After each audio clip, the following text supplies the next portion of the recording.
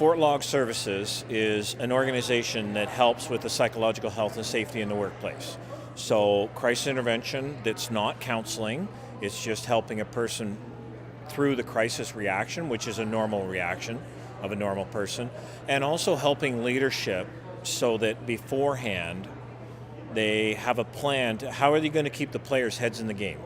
Because you can have the best business continuity plan, you can have the best emergency preparedness plan, but at the end of the day, there's one piece of equipment that has to stay in the game for everything to work. And that's what I do.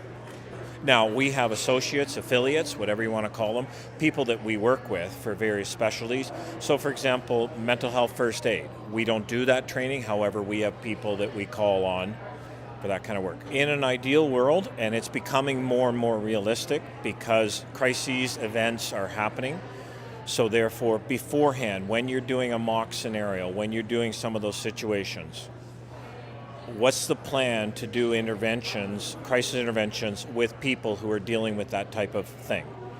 And it has to be integrated so that when a person either meets with a customer, client in crisis, or it's an employee staff member who is in crisis, how do you do the intervention so that they can keep going and process some of the thoughts, feelings, emotions, etc. afterwards?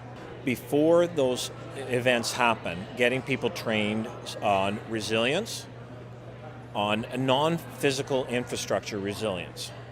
So therefore, what about the relationships? Who are you going to call when you're up to your neck in alligators? The other part of it is a lot of community people, especially in a smaller community, which is where I tend to focus, you're not dealing with 6 degrees of separation. You end up knowing somebody directly or, oh, you're right next door to Uncle Bill's house. And so what happens in those kinds of crises is the psychological shield gets lowered because there's an emotional connection. Understanding that and helping people kind of find their footing so that they can keep doing their job and then getting the discussion going afterwards to kind of process it, for lack of better words.